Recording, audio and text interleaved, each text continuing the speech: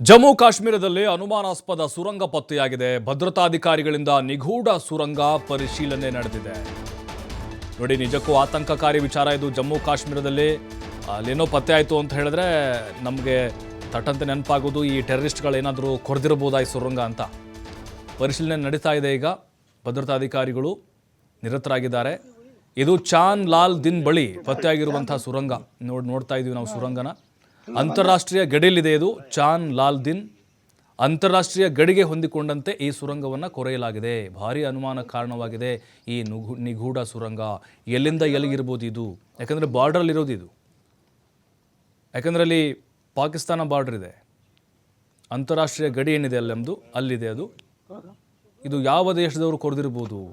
ಅಥವಾ ಈ ಟೆರರಿಸ್ಟ್ಗಳೇನಾದರೂ ಇದರ ಸುರಂಗದ ಮೂಲಕ ಬಂದು ಭಾರತದ ಮೇಲೆ ಆಕ್ರಮಣ ಮಾಡುವಂಥ ಷಡ್ಯಂತ್ರವನ್ನು ರೂಪಿಸಿದ್ರ ಅನ್ನೋದು ಕೂಡ ಪತ್ತೆಯಾಗಬೇಕಾಗಿದೆ.